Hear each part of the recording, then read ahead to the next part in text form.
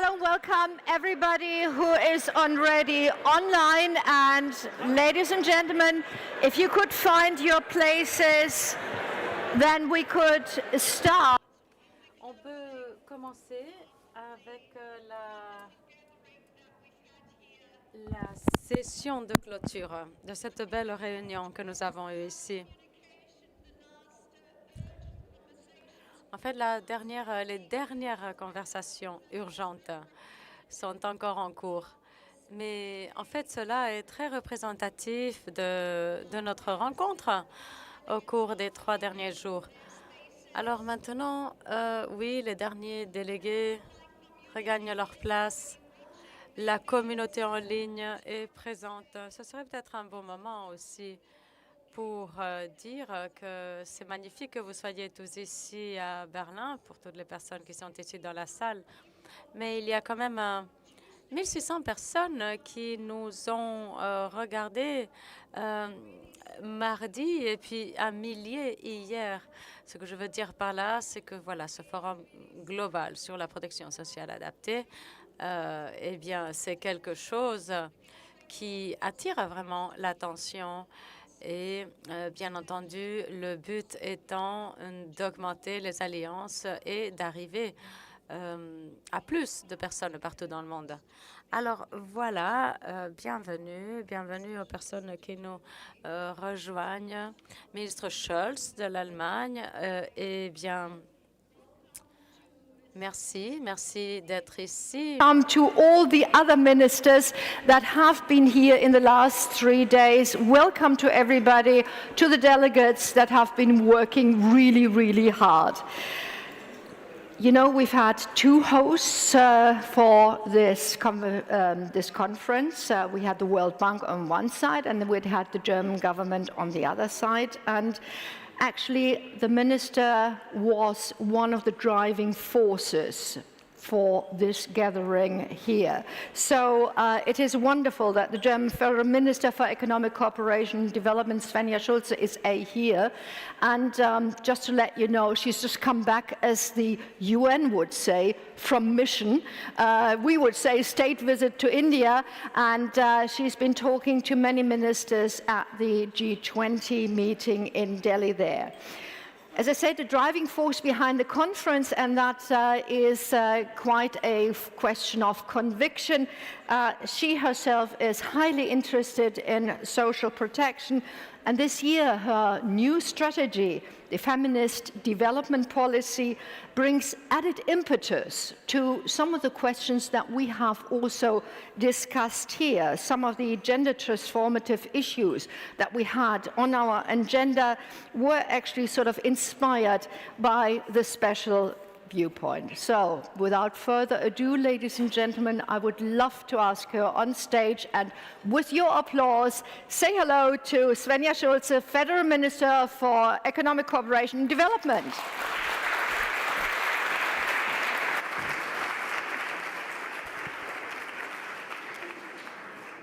Excellencies, ladies and gentlemen, dear Axel von Torstenburg, it is really a pleasure to have you all here and see how engaged you are in the discussion. You all know social protection is one of the most effective instruments for protecting people against poverty, and societies which have a social safety net in place are better able to weather crises. And this is something that we have learned from experience, most recently from our experience during the COVID-19 pandemic. And that is another reason why adaptive systems are so important. And this conference has convincingly shown us that social protection creates security. As a social democrat, social justice is especially close to my heart. Inequalities within and between countries have to be removed, and this is another case where social protection is one of the most important instruments that we have. It makes a major contribution towards reducing the gap between the rich and poor, but this can be done far more effectively if it is combined with a progressive revenue policy locally and globally. if countries use the instruments of spending policy and revenue collection to reduce the social gap. Ladies and gentlemen, you are gathered here today as experts on this topic from all over the world. Come together to share your knowledge and your expertise. Let me use this conference as an opportunity to tell you about a new international partnerships. 6 months ago in Berlin, the idea for this new partnership was born in a collaborative effort with the World Bank and the ILO, under the umbrella of the UN Global Accelerator on Jobs and Social Protection for Just Transition. The new partnership will enable partner countries to develop their social protection systems and pilot adaptive approaches. And in order to finance this work, I am pledging 7 million euros from the budget of the German Development Ministry. We want to use this commitment to provide interested partner countries with swift support for strengthening their social safety nets and for crisis prevention. Germany will also make further financial support available for this purpose in the next few years. And I would like to encourage you, ladies and gentlemen, here who are representatives of other providers of ODA funding to participate in this initiative politically and financially. I have already received positive signals from some of you, and that is also a positive outcome from the last couple of days. In many countries around the world, social protection is dramatically underfunded. Many of the countries in the question are in the global south. Many of them are partners of the BMZ. Social budgets need to be increased, and governments are responsible for doing that, because social protection is a core task of every nation state. And it pays off because it is also an investment. It makes it possible for people and economies to develop to their full potential, and it makes societies more crisis resilient. Going forward, the Development Ministry will step up its efforts to make sure that people are protected against health risk and against the consequences of pandemics. Adaptive social protection plays an equally important role in cushioning the impacts of climate-related damages. For example, when this means that a woman who is a small farmer is able to buy new seeds after a drought. In the Sahel, where we are supporting the development of social registers in a joint effort with the World Bank, the World Food Programme and UNICEF, I have seen the difference this makes with my own eyes. Strong protection systems ultimately benefit all people because they strengthen social cohesion and make it possible for people to participate in society. But women and girls in particular benefit from universal access. In many countries, they are far more affected by poverty, and in addition, they are dependent on patriarchal power structures, and that includes being financially dependent. Social protection makes them more independent, and that is why inclusive social protection is also a building block of my feminist development policy. Of course, as with all reforms, the real challenge is in implementation. How can social protection systems be made to adequately reflect local conditions, especially in fragile contexts? How can the potential of digital solutions be fully used, for example, in order to manage social registers and pay benefits quickly?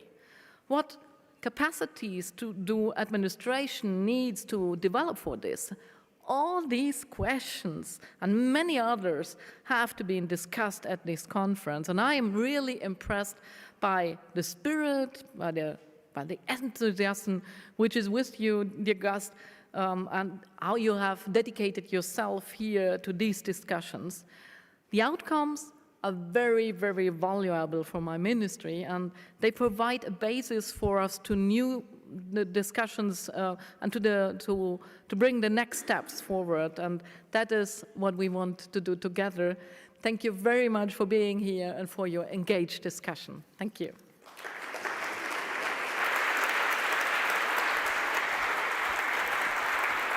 Thank you so much, Minister. We're looking forward to seeing you in the panel discussion in a couple of minutes.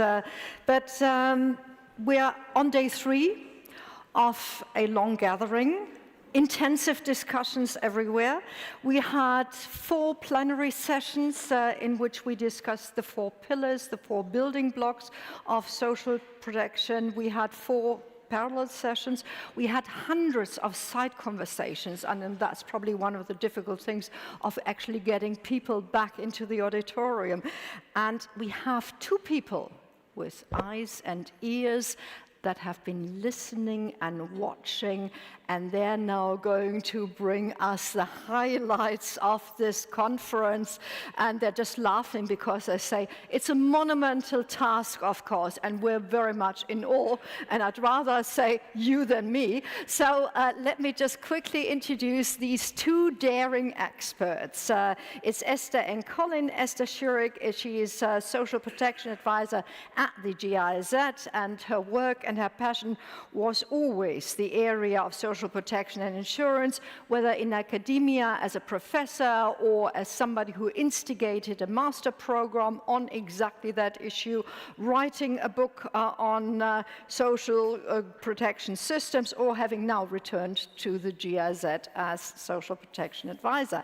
Colin Andrews, program manager of the Partnership for Economic Inclusion, hosted at the World Bank. He's got 15 years of experience on the ground and at the global policy level. And when I say on the ground, in Africa, in Asia, you name it, he was there.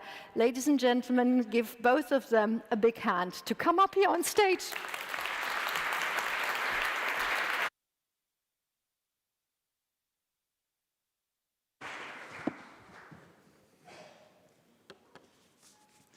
It's a remarkably kind introduction. Thank you very much. 58 countries, 56 presentations, 15 international organizations, right? 343 currywurst, 832 coffees, and 900,000 travel miles. It's a lot to take in. We're going to try and summarize briskly and succinctly the key lessons and what's different. But it's a hard task, and we ask for a little bit of help.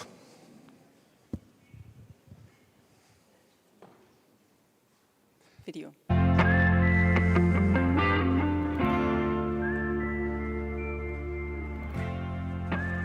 But we want to start off with a policy that will have the legal framework, the legislative frameworks, and the implementation plan of how to roll out adaptive social protection in my country. Finds fiscal space within the government national budget. Mais dans les 3 ans à venir, il faut déjà que le registre social. In the next years, a single social registry needs to be implemented everywhere in all regions to know the exact number of people that we need to reach for economic inclusion.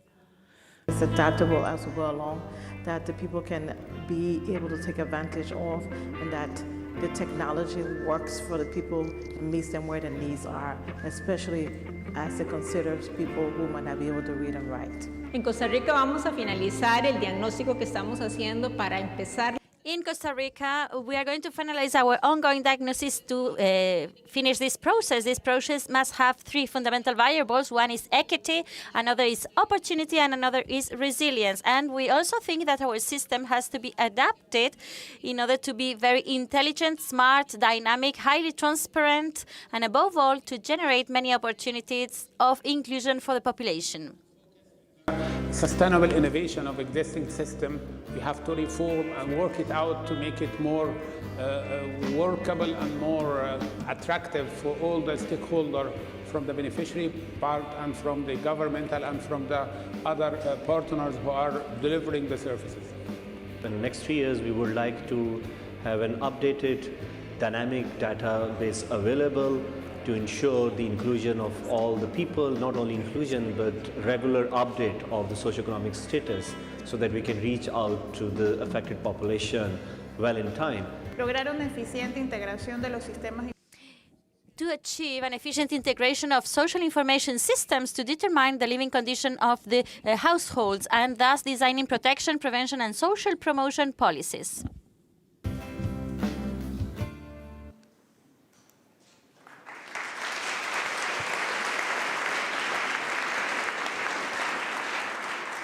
Thanks so much to all of the presenters for being game with us over the last day to do that.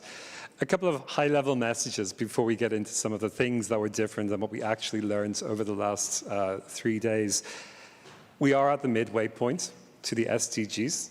The degree to which we will get there and achieve them by 2030 is up for debate. Much has been done and there's more to do. So we're here on the back of some tremendous successes highlighted in the first day. We've had the largest scale-up of cash transfers in global history through COVID. We've had a surge of programs building on established delivery systems over the last 3 and 4 years, building on foundational investments. And quite different to previous events, we have a very rich diversity of programs and delegations represented in the room, spanning low-income countries, middle-income countries, and also fragile and conflict-affected contexts.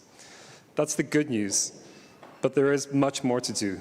We are on shifting ground. We present the conference at a moment of polycrisis, food price inflation, price shocks, which is making us think much more carefully about food security and nutrition security responses. International labor mobility is changing and it's shifting the way that we are doing business regularly. The forced displacement context, the number of international forced displaced populations has increased significantly. And as a wider backdrop to this event, we have the climate change agenda. And not only us within our sector on social protection, we're thinking about climate change, but the world of climate change is starting to think a little bit more about human development and human capital and what that means to them. So where are we? Where do we take this agenda forward? One thing that's been resoundingly clear in the last couple of days is that there is a call to action to scale up our adaptive social protection responses. And there are a number of high-level considerations before Esther kicks us off with the key lessons that we have learned that we want you to keep in mind as we go through this presentation. First, we need to keep a focus on foundational social protection systems. We cannot have an adaptive social protection system without the social protection system there in place already. This helps us to define who needs benefits when and where. The agenda here is unfinished. Expenditure levels are modest, coverage levels vary throughout, and the adequacy of the response in our approaches is more under question now than it's ever been before. But the second consideration is that there is recognition that the adaptive agenda is going to be an important anchor for us to achieve that SDG goal in terms of how we adapt and how we move forward. And the final consideration that struck with us in the course of the last couple of days was the idea that we're no longer just talking to social protection practitioners. The agenda is being carried much more cross-sectorally. We are talking to climate change experts. We are talking to the fiscal authorities, to technology experts, to the food and nutrition security. So the good news for all of you delegates, as you think about this cross, it's not your cross just to carry, but it's increasingly a shared agenda. All right, and we want to leave you actually with 6 messages that we can also encourage you to tweet. So I will start with the first one. The first one is on gender. And it highlights a twin challenge that we've seen through the crisis. On the one hand, women and girls are actually much more vulnerable. On the other side, they are least protected. And crises have shown that actually vulnerabilities get exacerbated, that inequalities get cemented. But at the same time, crises are also a moment of opportunities to actually shed more light on these inequalities, and opportunities to also take more innovative actions. And a lot actually has happened in the past years. Gender is much more on the agenda. So there is greater awareness now that every policy response we take has gendered impacts, whether by design or by default. So a public works program without childcare services is not very gender sensitive, it's actually gender blind. Or a program that only grants exclusive access through digital means can be gender discriminatory in nature. Secondly, there's also now much more awareness that we need gender disaggregated data. And it's also encouraging to hear that now the World Bank big database, Aspire, has a consideration for that as well.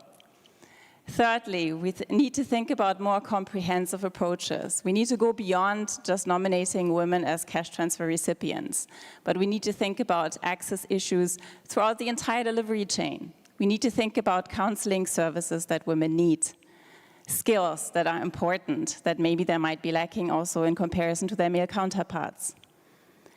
And we also need to worry about childcare services so that they have the time in the first place. And for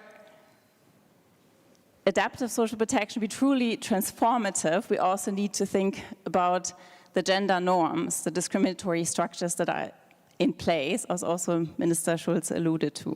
So where does it leave us now?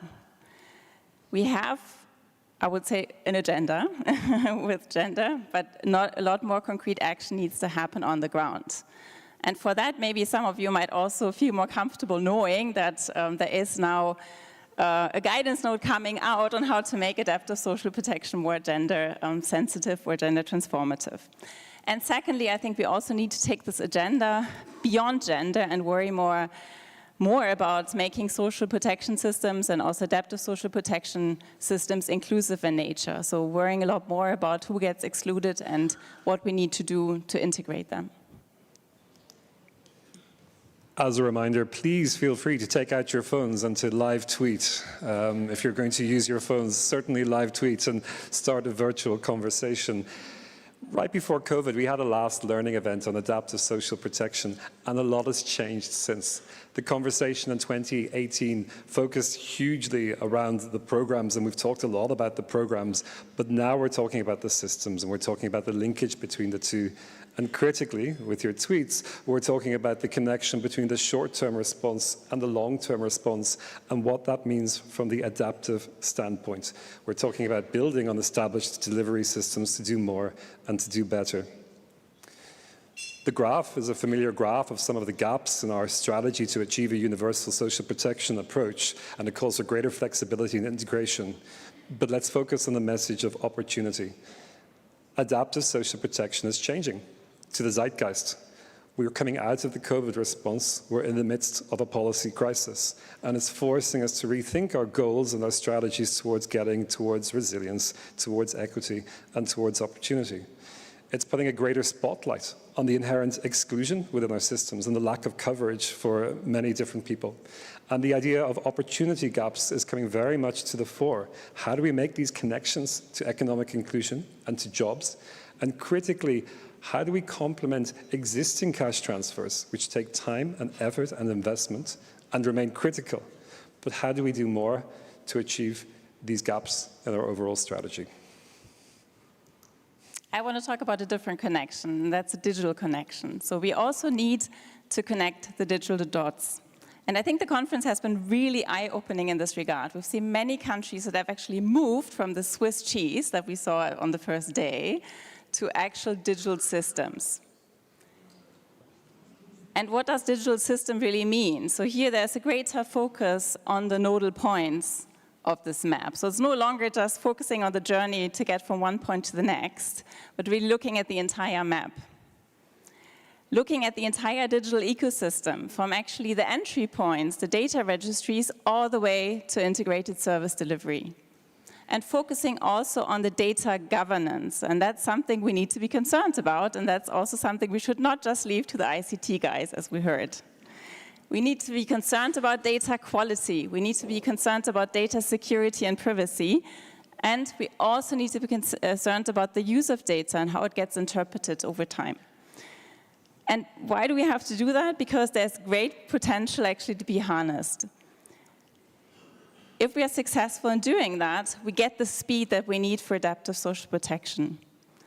It can help us save some of the costs, and we can invest them in also making the systems more inclusive. It can make systems more accountable through the transparency. And in some ways, it can also get us the political buy-in that we need. So where now? Of course, in order to make that happen, in order to have that functional map that we're seeing here, we need to invest. We need to invest in the interoperability of systems. That involves cost and also, of course, capacity development. We need to also make these systems flexible over time. And we heard, for instance, from Pakistan that they moved from a survey approach to on-demand mechanisms. That helps, of course, to keep data updated. We need the trust. That's also something we heard in making those changes. And last but not least, we need to make machine-driven processes also human-centered. So many hopes and dreams, but who gets to pay? The IMF came with bad news, by their own admission, but they also came with some good news. They reminded us about the fiscal constraints, the lack of fiscal headroom, and various constraints at the middle income as well as at the lower income agenda. But they also gave us a nice tweet to think about. They reminded us to explain that let's flip the script on fiscal space and financing because adaptive social protection is macro-critical. These are investments which complement the wider macroeconomic framework within a country. They can help put us onto a path of inclusive growth. To do this, the social protection investments, of course, need to be sustainable, adequate, and effective. Of course, our country delegations were not so far behind, and this wasn't a major newsflash to all of our country delegations, and thinking particularly about the cases of Senegal and Egypt and Malawi that we heard yesterday. A lot of discussion, and the answers are not quite met in terms of where this financing revenue will come from. But a couple, or many, considered discussions. A great discussion on the role of domestic resource mobilization and the potential for direct and indirect taxation and how that works, whether it's progressive or regressive, and wide discussions on that front. Questions on resource allocation and prioritizing the most effective interventions when you need them most and how. So many conversations on the subsidy reform agenda and what this means. And as you look at the cost of subsidies across a range of countries, can you do more to complement that with existing social protection investments? One of the big game changers that we didn't hear as much 4 or 5 years ago was on the disaster risk financing and what this means. And sometimes it's made us kind of anxious as a community because we're bringing in new experts, new thinking, new language, indexation, anticipatory cash financing into the dialogue. But it's there and it's real and it's bringing in a new community to work with. And it's critical with the climate change agenda. So the discussions that we have had around the Global Shield, around the Global Accelerator, matter highly in this regard. And then some outstanding questions, not just on the role of external financing, but the effectiveness of external financing and how external financing complements a national financing strategy over the long term, because we're not in this for 3 or 4 years, but it is a long-term incremental financing agenda. Let's gamble together on social protection, adaptive social protection. And some of the gambles, of course, need to take place in countries. And we heard about the importance of political commitment. We also heard about the difficulty sometimes of generating political commitments, as Stefan Decon highlighted. It can be a battle. But I think also the conference highlighted that we have a couple of tools on how to win this battle. So first of all, we heard from Indonesia, for instance, that maybe we need to make a clearer investment case for adaptive social protection. We heard from Egypt and Zambia that maybe sometimes we can tweak programs a little bit, make different design choices to make them politically attractive. And last, also, we can maybe use digitalization a bit more strategically to also get the political buy-in. Because digitalization progress is something also that politicians like to align with. But the gamble is not just taking place, of course, in the partner countries, and they're not in this alone. We heard that we're all in this big bubble, right? And this is comforting. So there are many partners, actually, that will also gamble along. And we don't only do this for the knowledge products, but we do this in various areas. And let me just highlight maybe two. In terms of digitization, a lot of focus has been on digital public goods, also developing common standards across, and this is something where we truly stand to gain if we join forces. Same for financing as well. We also heard that some of the countries will struggle to actually foot the bill alone. So it's again reassuring to also see different initiatives. We heard about Malawi also, where there's a multi-donor trust fund where resources are pooled. We also heard about the initiative now from Germany to also have more integrated financing mechanism to ensure coherence across. But let's also be honest. I mean, sometimes partnering is not always easy, and actually we made this experience ourselves, just trying to put together this 20-minute presentation. It can be challenging sometimes to join forces, but it's also effective. It can be fun. And I think we also owe it, of course, to partner countries that we don't add to the fragmentation of programs. Yeah? That we, as cooperating partners, also rally behind the legal frameworks, the policy documents, and bring in our comparative advantages and strength. Thank you, Esther. Yes, even in the course of this PowerPoint presentation, we've seen impressive power play from the Germans at many different levels, so it's to be encouraged. What's left? Thank you for bearing with us. This is the final slide that we want to present. And we want to leave you with a message that we're not starting this from scratch over the last 3 or 4 years. Let's take a step back and let's look at what's happened across the social protection practice since the early 1990s. And this is a layering of the presentation that Mikael gave purely on the social protection investments from the World Bank side itself. When I look at a slide like this, I think of two things. We are adaptive by design. Adaptive social protection didn't just come up in the last 3 or 4 years. The role of social protection has adapted from the lack economic crises in the 1990s. It's adapted from the Horn of Africa experience in the early thousands. It continues to adapt from the experiences in Sahel, and we're adapting at the moment from the poly crisis and from COVID. But the other really important message to leave you thinking about, and that was underpinning many of our discussions over the last few days, is that learning is in our DNA. Okay, sometimes that's a problem. There's a saturation and there's a whole cottage industry of experts exploring every different facet of cash transfers and social protection in particular. But there is a very important evidence and learning agenda, and it's important to complement these large-scale financing amounts with investments in knowledge and making the knowledge work for us.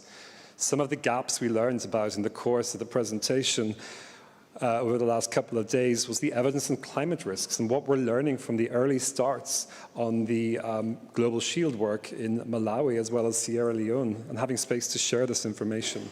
Learning more on cost effectiveness. So many delegates discussed cost effectiveness in different sessions. And finally, the importance of collective sharing. The importance of just being able to gather, to discuss, and to learn, like we're doing now. And I think we were invited back to Berlin in 3 or 4 years on the opening day. I'm not so sure if that has been fully confirmed. All right, very quickly, one last slide before we hand the mic back actually to you as the audience through another video, and also then later on to the expert panel. Just to show that we still have a common vision, right? We know where we want to go. It's a complicated picture. We've actually made some progress, maybe also with this conference, and this can be shown on the right-hand side. So we've left actually the abstract picture and sort of the colorist interweaving, and we've tried to actually box some of the lessons learned into the right place. So we have provided some structure, but of course we're still very far away from the bigger picture, right? And so for us, of course, it's important now to focus on what's next and also to get some further recommendations on the next steps. And for that, we would like to listen actually again to the audience voices, and we look forward to the closing panel as well to also provide their thoughts on this.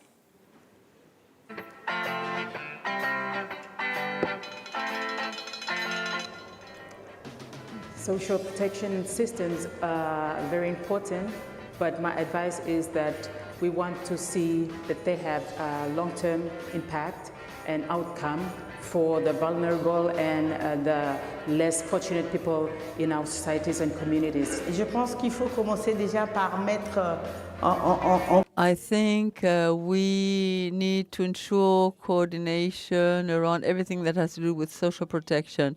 If there's a penny, we need to put a penny plus a penny into all the sectors, because there's also health, education, everything needs to be coherent.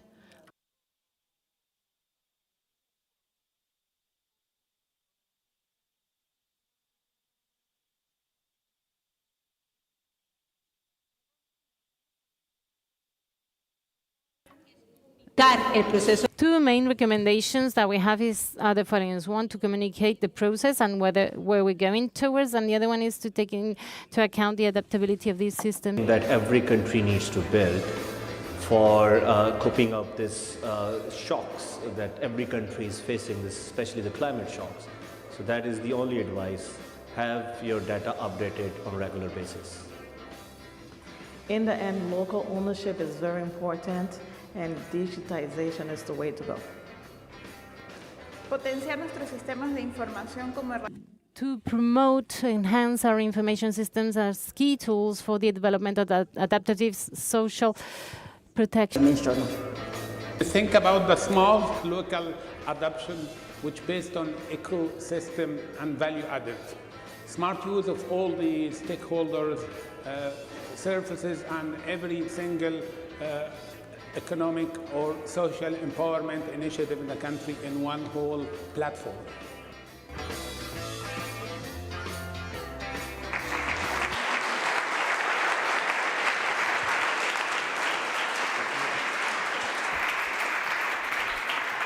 I just wanted to congratulate you on putting together 3 heavy working days with a partially humorous but very content-driven thing. And I can only say, as a TV pro, that was real good work. Thank you.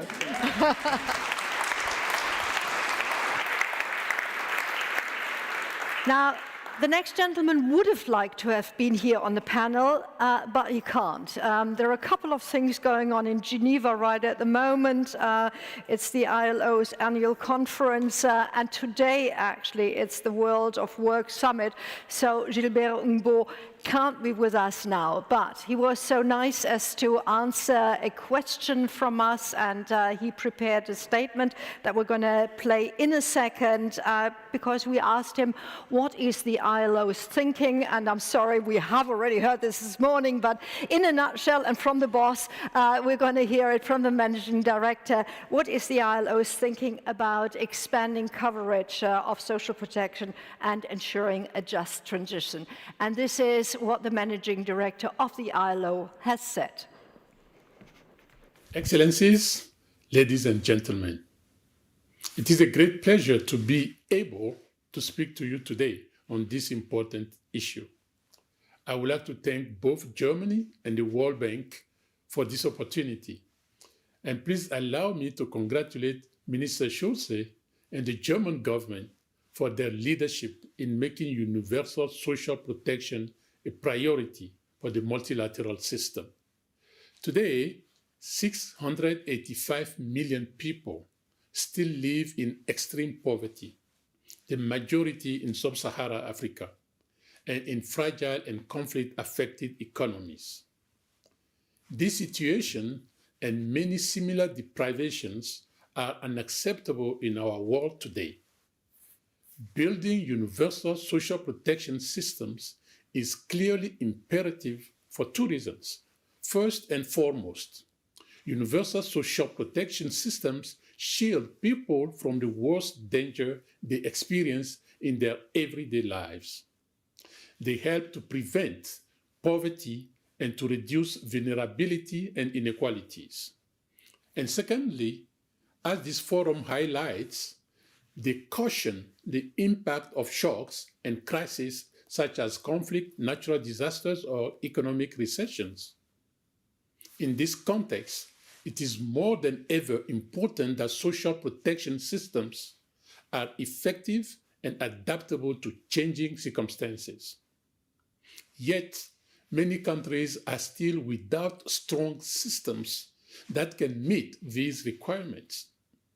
Often, the problem is a lack of fiscal capacity, especially in countries with populations most in need. So we must do more to help developing countries provide universal social protection. Dear colleagues, your forum coincides with two important related events at the ILO Annual International Labour Conference in Geneva. The first is a general discussion on achieving a just transition to environmentally sustainable economies and societies. The second is the World of Work Summit on the theme of social justice for all. Universal social protection is rightly at the spotlight in both these discussions as a precondition for decent work and social justice. It is also the core of the UN Secretary General's Global Accelerator on jobs and social protection for just transitions. This multi-partner initiative focuses on removing major obstacles to achieving the Sustainable Development Goals. It supports countries in their effort to create at least 400 million decent jobs and to provide social protection to the 4 billion people who currently lack such support. It aims to put people in a better position to anticipate and to manage the different transitions that are coming, social and environmental, as well as economic transitions. Our joint efforts and your forum show that momentum is building behind the cause of universal social protection. By working together, we can accelerate progress towards social justice and give millions of people the chance for a better future. Thank you so much.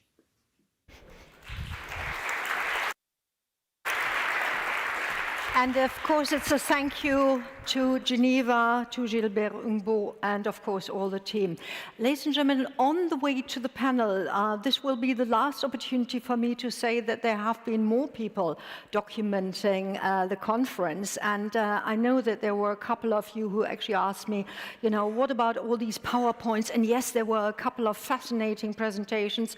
They will be available for everybody, certainly for everybody who was registering. So you will be getting an email when that is available on a website, and so you will not miss any dots or any figures. You can read them. The promise is out at the beginning of July, but you will be informed.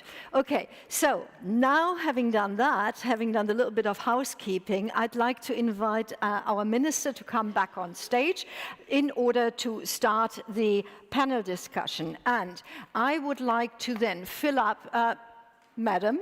Yeah. I'm going to give them a big entrance. So, big entrance for the minister.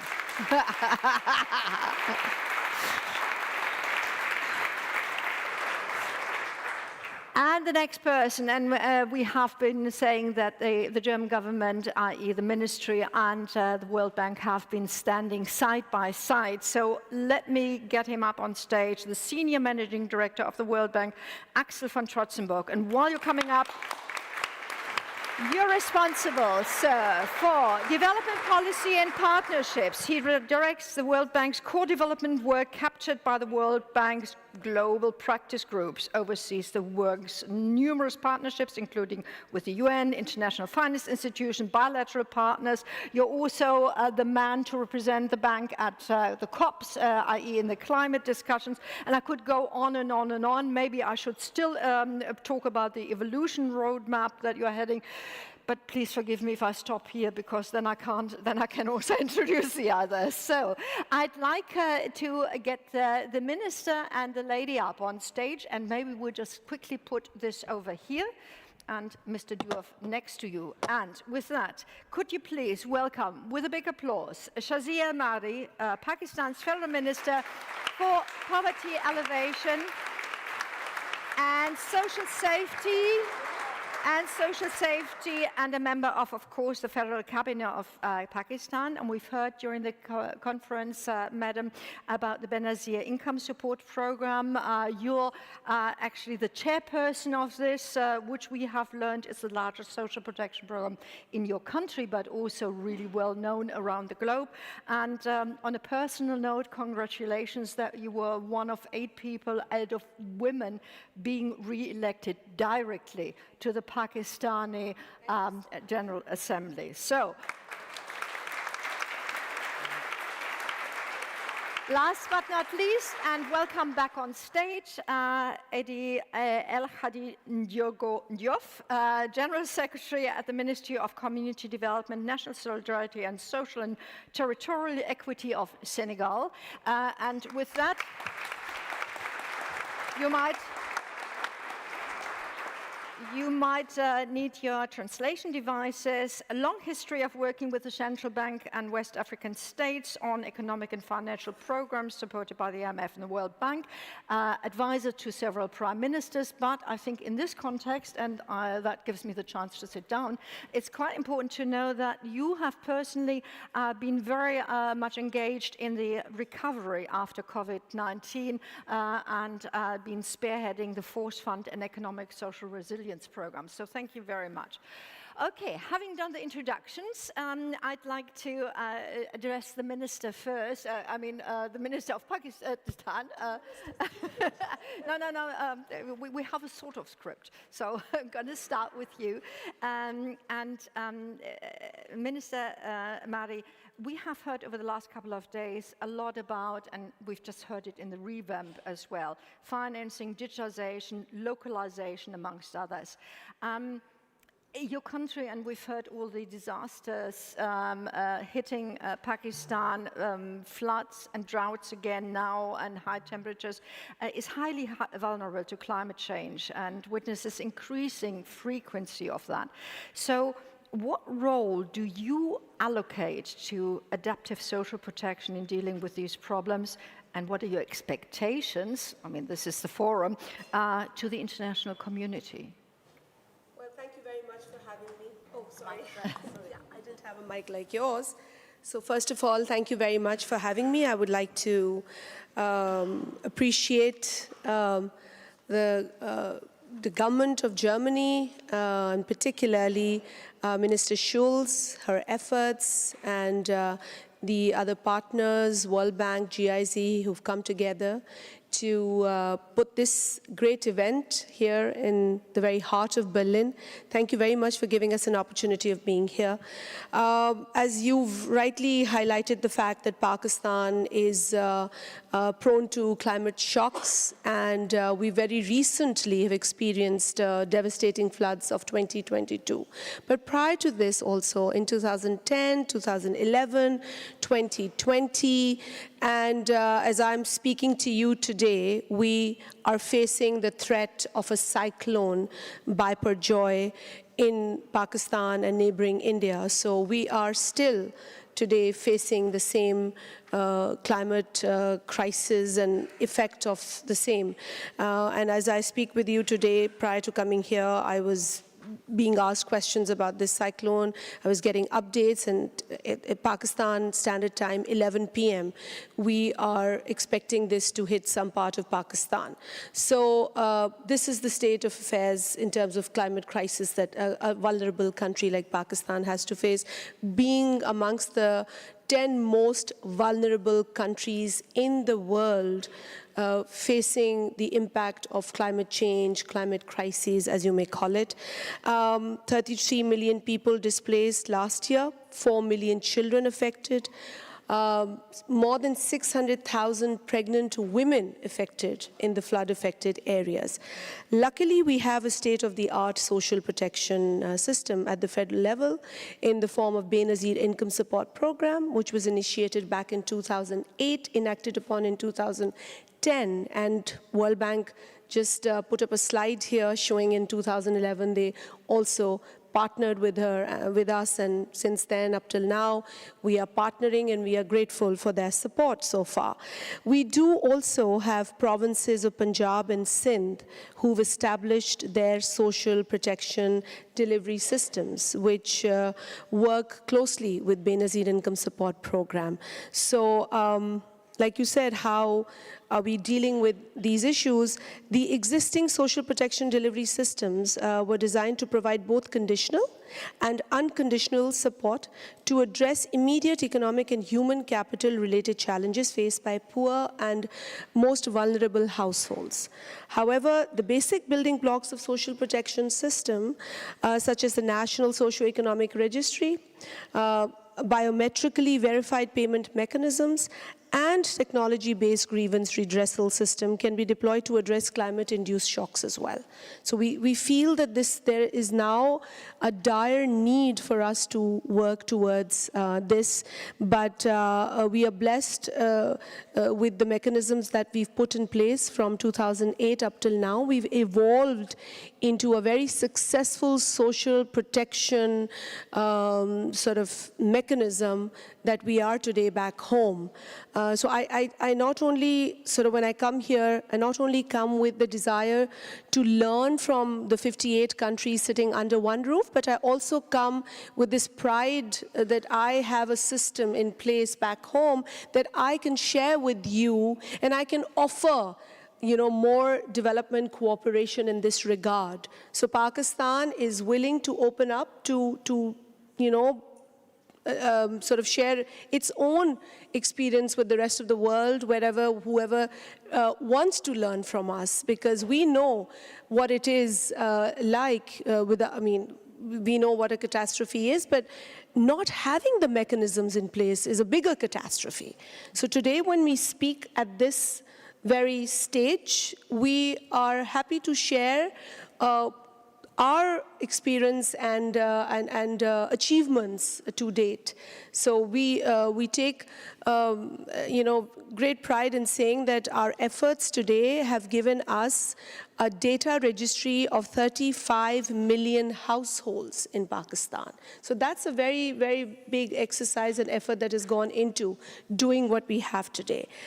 Now, for example, during the recent floods, like we were talking about catastrophes, and earlier during COVID pandemic, we expanded the social protection system both vertically and horizontally to deliver cash within days to millions of families in a most transparent and objective manner. Very recently, if I'm to explain to you, 2.8 million families Benazir Income Support Program reached out to in trying to give them the cash transfer that was announced by the government of Pakistan immediately as soon as this devastating floods hit us.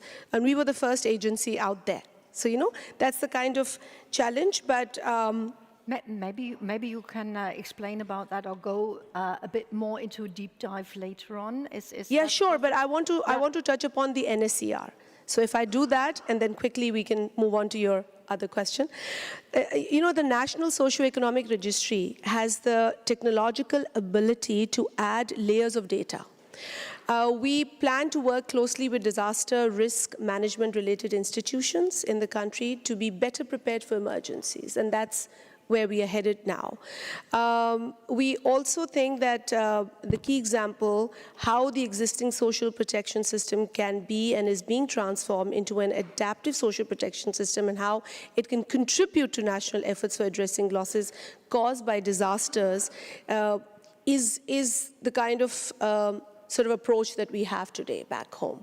And like I said, we are happy to be here. We are facing a crisis back home, but we would like to use all opportunity to learn and share the experiences that we have today. Thank you. Thank you so much, Shazia, Minister Mari. Now to Minister Schulze. I've said already that social protection is close to your heart and your attitude, and Germany has already responded to some of the challenges that we've just heard Shazia Mari point out. Where would you say are the ministry's priorities as far as adaptive social protection is concerned? Yeah, I think that was really an outcome here from the conference. We had that just a minute ago when we see these 6 points. Social protection systems help to break through the poverty cycle, and it is in the core responsibility of a development ministry to work against poverty, to work against hunger, and social protection systems are really the focal point on that. So what we are doing is work on different levels. One is the institutional level. We need a better coordination between the donors, between the ones who want to bring things forward, who take social protection systems into account. We need more finance on that.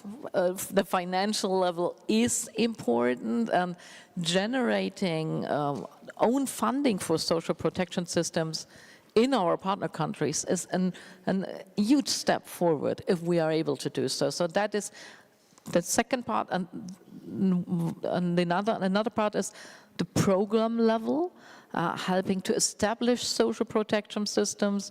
That is what we are doing here, driving things forward, thinking forward what is going on, and using data. It was mentioned before that data are really important, and that we need to have more data, and that we need digital convergence. It was named in point 3 in the summary. So I think that is really important. We in the last few months, my impression is that we go steps forward, that topic raises more on the agenda, because everybody knows about how important that is. And bringing that forward, just a minute ago, I talked about the Sahel region, how important that was to bring donors together in that region. And that was the first step, and we need to do more about that. Or Niger, in Niger, in Niger, we were able to bring together the World Food Programme, UNICEF,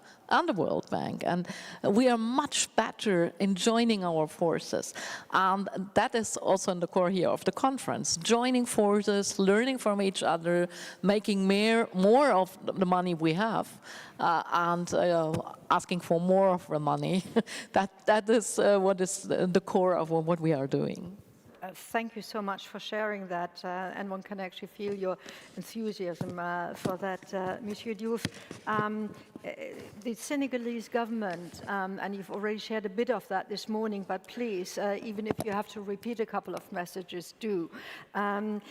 You have started to develop adaptation strategies, mainstream adaptation into development planning. So how are you going to take that forward in the midterm and in the longer term?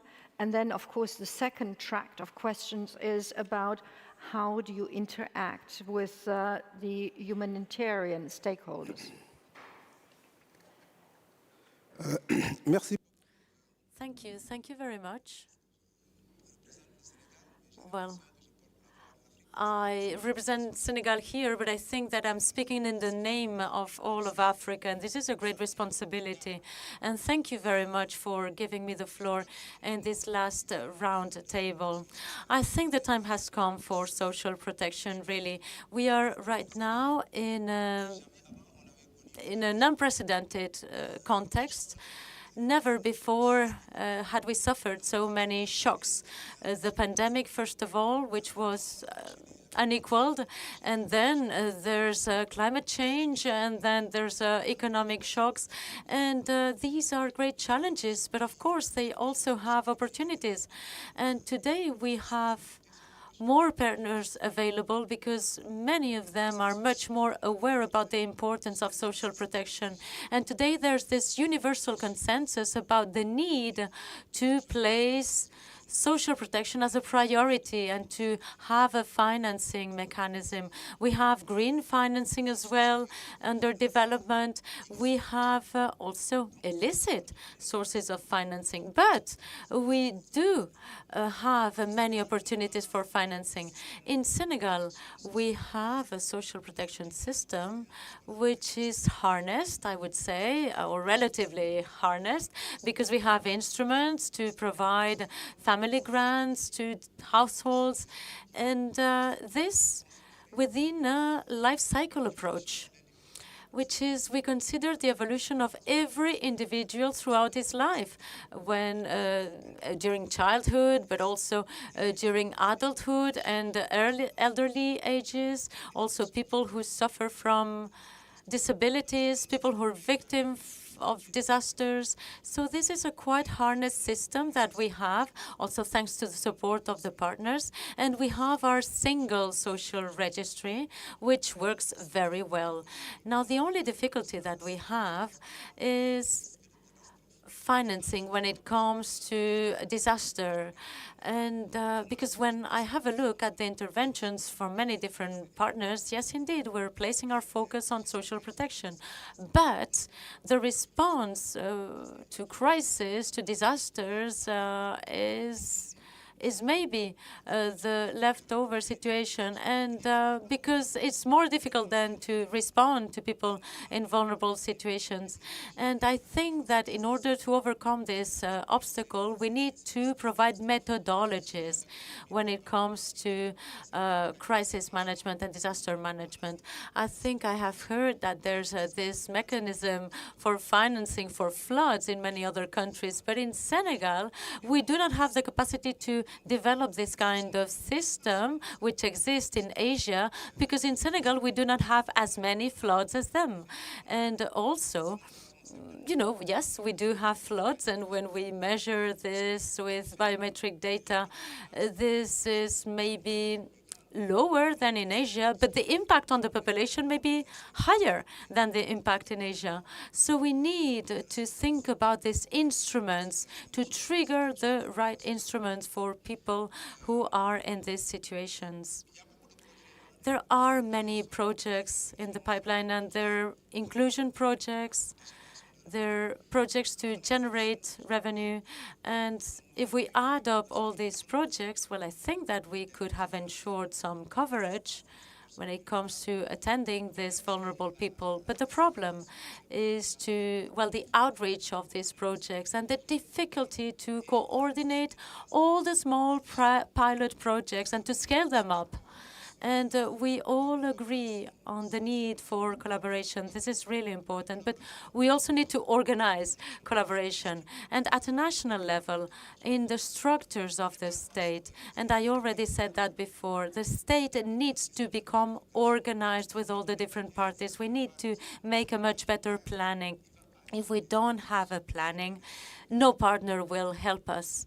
So social protection without financing, this is a very delicate issue, because of course you can target people, but if your governance is weak, you're going to generate more inequality. So this is something that we need to tackle on coordination at a national level and also at a sub-regional level. Somebody said that, I think it was the representative of Mauritania. And when it comes to sub-regional institutions, we also require coordination there. Let's think about legislation. I'm going to give you an example, universal coverage, health coverage. We have a sub-regional legislation that obliges us to reform all the health insurance system. And this allows us today to face also trade union movements. In the past, it was difficult to undertake reforms regarding this issue, but now we can normalize this, and thanks to all this sub-regional level, we were able to standardize this. So I think that we need to act at the sub-regional level and at the national level, and of course international level with all the partners in order to mobilize much more and fight against vulnerability. I haven't finished here, but I will have the chance to develop much more.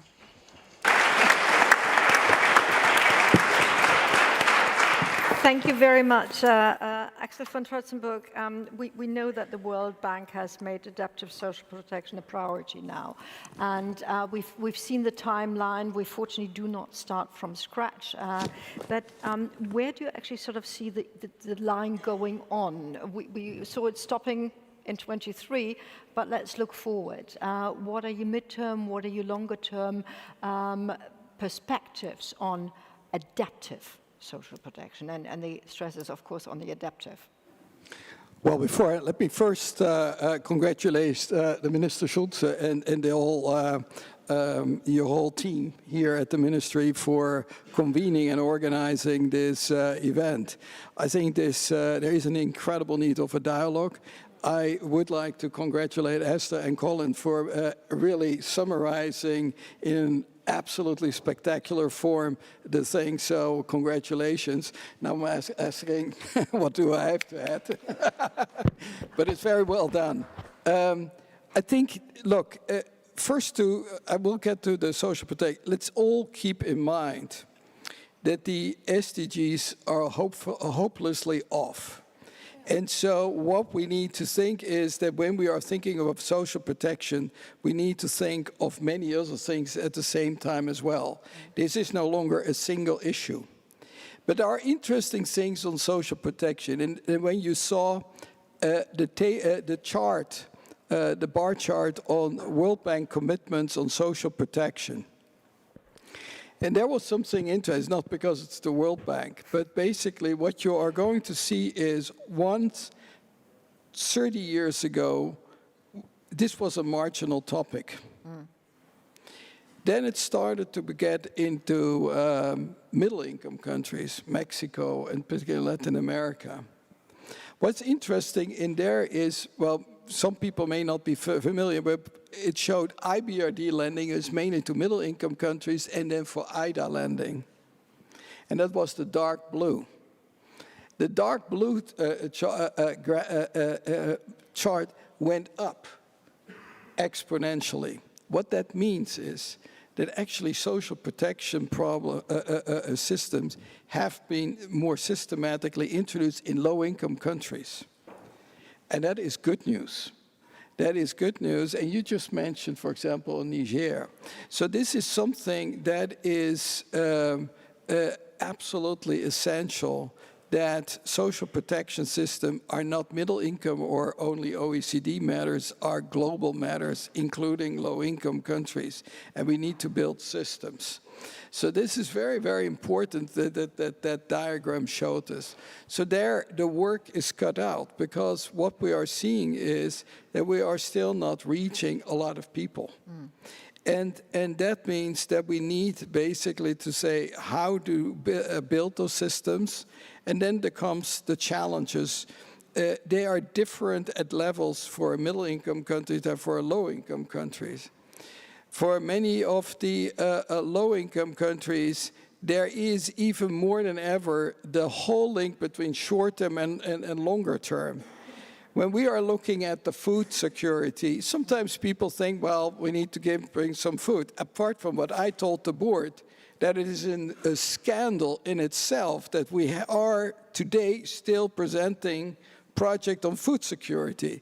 Because 50 years ago, the international community pledged that we would eradicate hunger in 10 years. We have utterly failed, and it's shameful. But that doesn't mean that we shouldn't act. But the action is not only that you say, well, I have some food.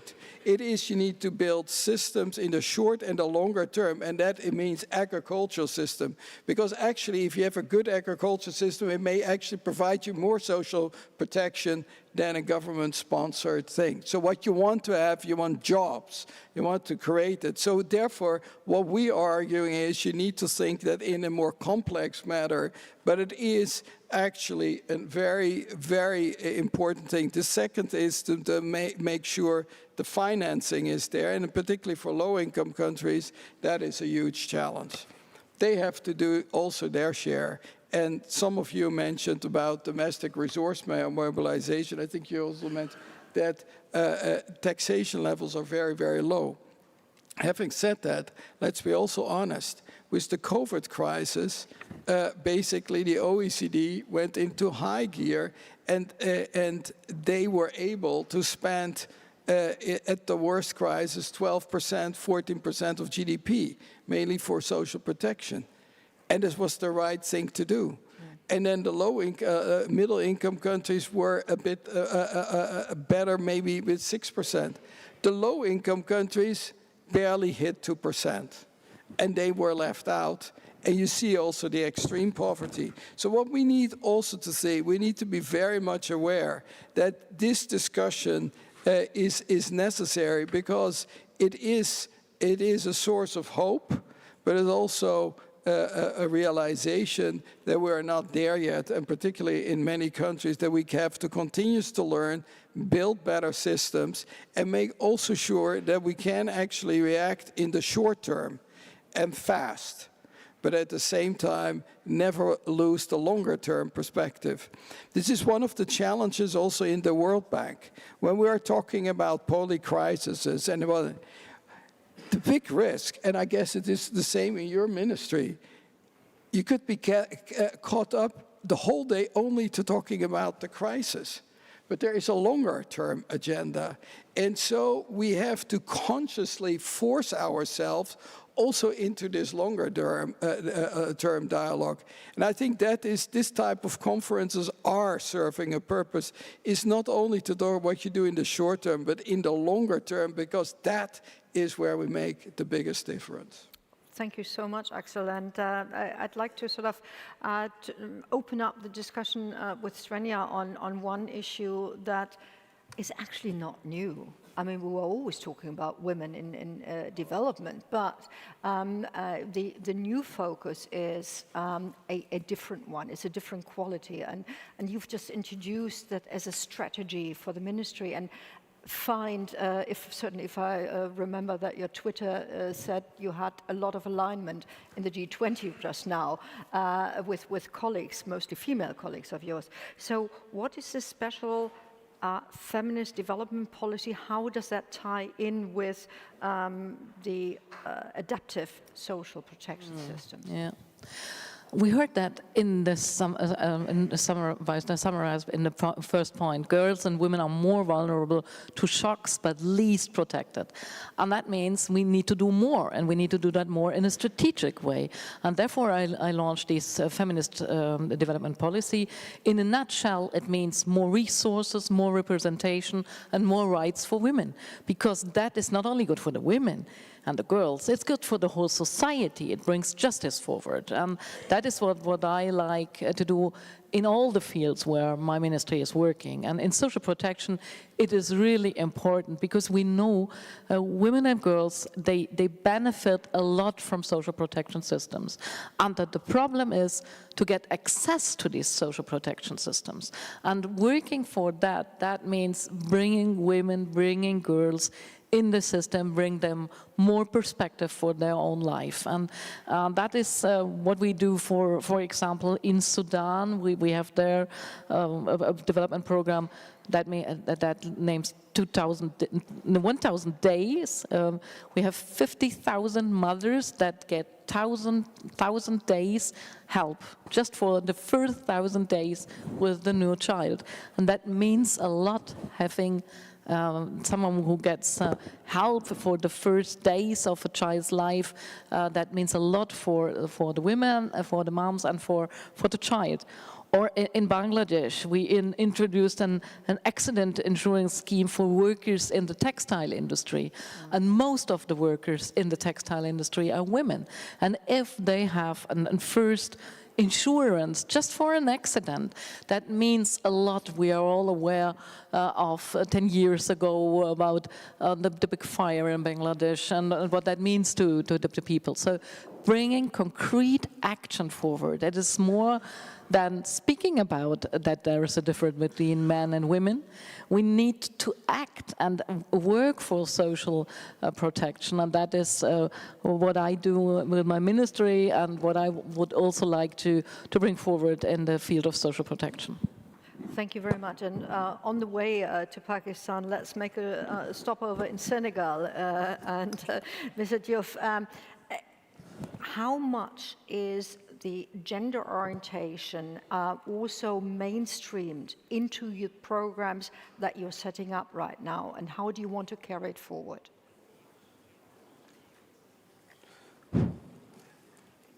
Oui, je crois que nous avons la claire conviction que Yes, I think we are convinced that women are what is needed for developing our countries. In our single registry, we have 50% of households who are managed by women, so that everything we do to ensure family safety has to do with women. Then we have specific programs dedicated to women regarding inclusion and revenue generating activity. So all these programs are meant for women. We have a ministry of women and children.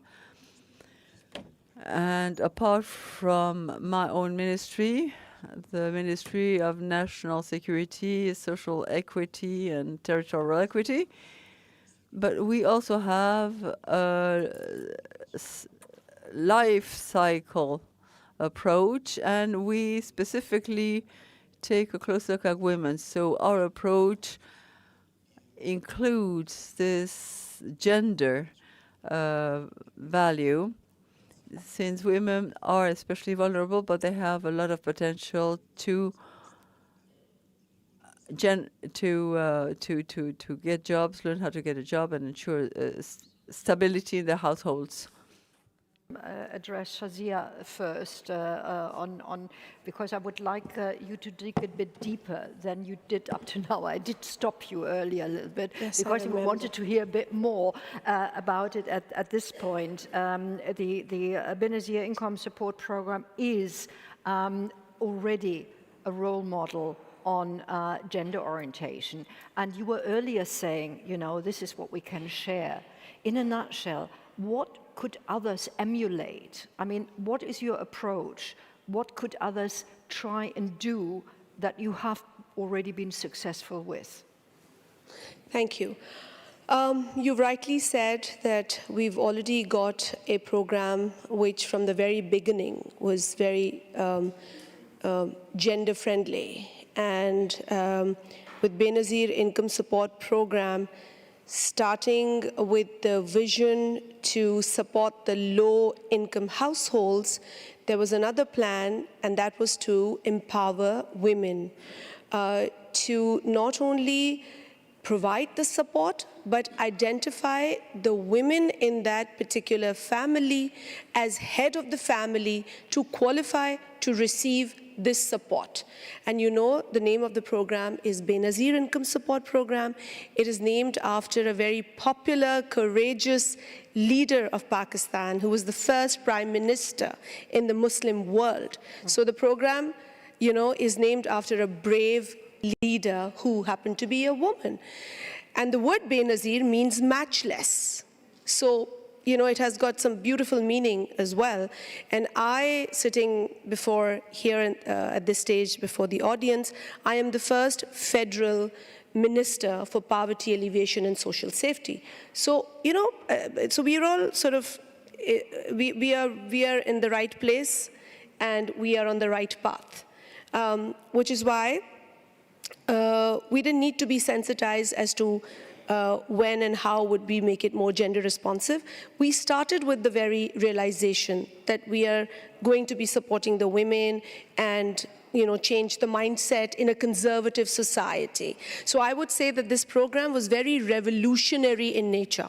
If you are to study the impact of this program over 15 years, and we are in the 15th year, you would. It is amazing to see how things have changed. How, you know, in a family where women were not even recognized for being there, or the existence was not enough, you know, sort of not visible. How the very importance of a woman in that family was highlighted just because she was required to qualify for this program, and none other in the family. No man, no boy, no boy child. So, and then we started 2 conditional cash transfer programs, one related to health, the other related to education. And here also, where we are helping a boy child and a girl child, but we are laying more emphasis and giving more incentive to the girl child. So it is very gender friendly and gender responsive. because we give an increased amount, like I said. Now, what I can, and I was also going to quote the same thing as Dr. Esther put, the girls and women are more vulnerable to shocks but least protected. But with our program, we are ensuring that that protection is available to women and the girls, and we want to now go one step forward. We are looking at now working with the adolescent girls and their mothers. So this is this is the future for us. So we are not waiting for a woman to be married to qualify to become a recipient of Benazir Income Support Program. We are going to be focusing on the young girls who are going to become mothers for tomorrow. But for us, we feel that they can be the agents of change. We feel that if they are focused and if they are, given the proper counseling as to how and what are the challenges in future and how to better equip themselves to face those challenges, we will have a more healthier environment or sort of, like you say, the hands that rock the cradle are the hands that rule the world. So we will strengthen those hands well in time and not wait for that stage to come where we bring in pregnant women, lactating mothers and their infants. So we are going a step forward and starting much before we reach that stage, and that's the vision for us. What I can sort of offer others or advise, I would say that start gaining high political level support for gender responsive programs, where the actions are affirmative, where you have positive gender outcomes.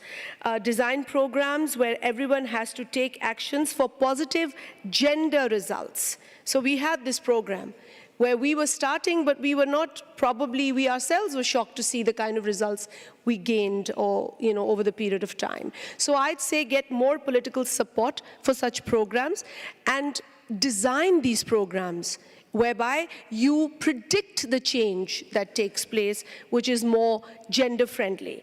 I would also suggest that, like Pakistan currently is leading adaptive social protection effort through the ministry in place, that is poverty alleviation and social safety. So I'd say have more of these sort of key roles in the government as to who is going to be taking care of this. Because there are many efforts scattered here and there.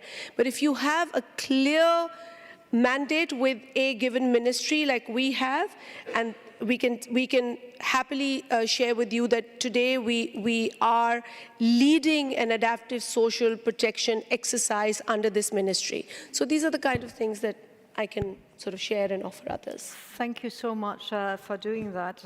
Axel, whenever you have something new, and let me say certainly the term adaptive social protection is policies and thinking behind it, then you have to have it gender sensitive, you have to have it shock sensitive, then you have it nutrition sensitive, you were just talking about agriculture. Is there nowadays a danger that the panacea is overloaded with all the expectations that surround it? Well, I would say no, and I think it is the way you design it, the way you present it and explain it. Things are linked together, and I think the minute we just talk about the gender dimensions, if we leave the gender dimension, you're going to weaken these programs, significantly, and maybe you even lose it. So one of the things is, I think a lot of people will appreciate it, that you explain it when you are talking about social protection systems, and that you see that in a broader social framework. And I think if you were there just to take the gender out, or for example, that you are not promoting female labor participation, which is a huge issue, or that you are not dealing what we have been pointing out on the learning poverty, how many girls are left out of school. This is risking a whole generation of it. So where are you then? What kind of social protection system are we talking about? So then I think we need to really put this down. And I think people will explain. I think it is not the overloading, it is sometimes the lack of ambition. I think we need to be super ambitious, that we have to find a way to reverse these declines, particularly with the SDGs, and we need extra efforts. And it is a collective effort wherever you sit. It's not an organization, it's not a government, it's all. It is the private sector, civil society, wherever you sit. And if we don't bring that to the table, I think with anything you do in development, you will fail.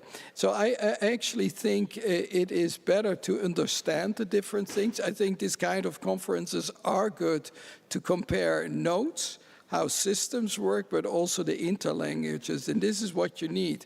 Because I think that, as you say, on one hand, it is a relatively new thing, but it is not really new because a lot has been understood. But what we need to see is that there are very many of the things where we actually need to see how we reach better the people, how we get targeted, and particularly make sure where the most vulnerable are. I think as an orientation, I would say you need to look at the poor, the extreme poor. And if we have had 100 million people extreme poor, then our work is cut out for this, and then we need to focus on this. So I would really strongly push back that this is overload, this is too much, and we cannot deal with it. That is capitulating in front of a challenge we have collectively to face. And I think what is the good news here, and you saw, I think, quite a bit of energy on things, it is possible. So we should not get in this is overload.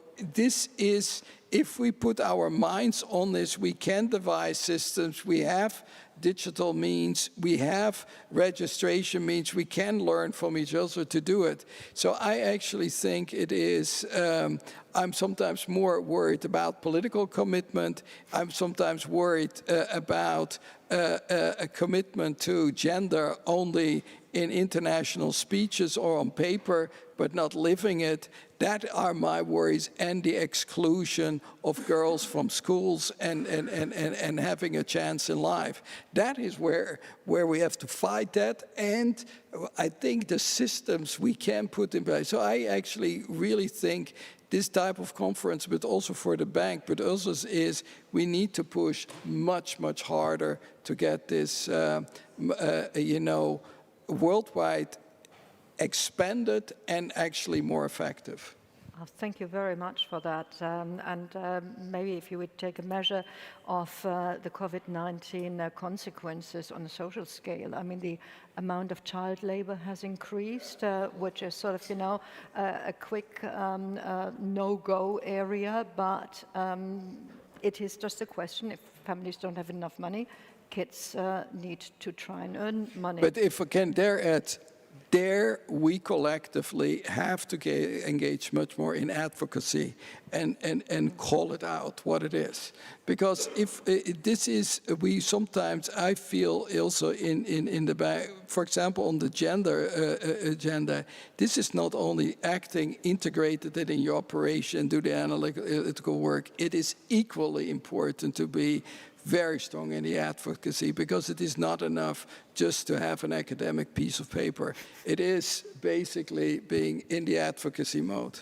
Thank you so much. I was just sort of trying to close that issue, but sorry. Thank you for, thank you for jumping in here. And I'd like to sort of move on and talk about something that you have mentioned already in your first intervention, but I'd like to sort of dig a bit deeper when you were talking about alignment of interventions. I mean, I know that you talked about finance, but still, let's start out again. How are the different ministries and the development partners cooperating? I mean, is it too much at the moment? Maybe.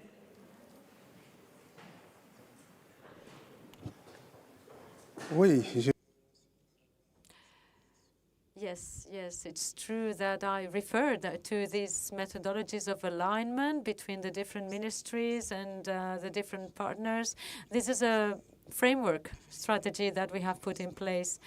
Well, defining priorities at the mid and short term is very important when it comes to social protection issues.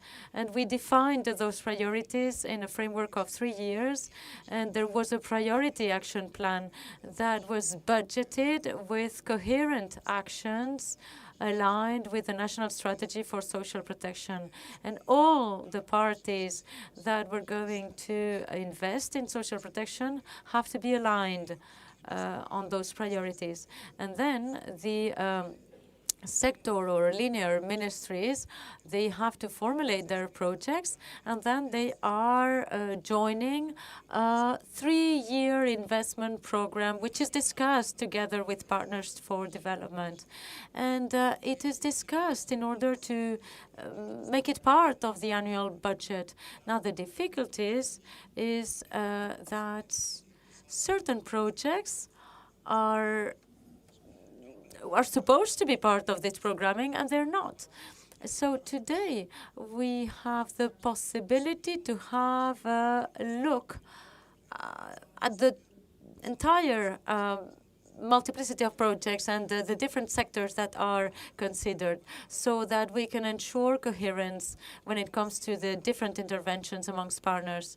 So if we do have this temporary framework, this timeline, and this good consideration, well, then we will not have any alignment problems between the different partners for development and the state. Thank you. For that. Shazia, one of the aspects, and we started off talking about the issues of floods, of droughts that Pakistan is experiencing, so the climate risks that you're facing, and how are you sort of embedding that into the social protection systems? You've mentioned a number of aspects before, but can you maybe sort of pinpoint it to the climate bit a bit more?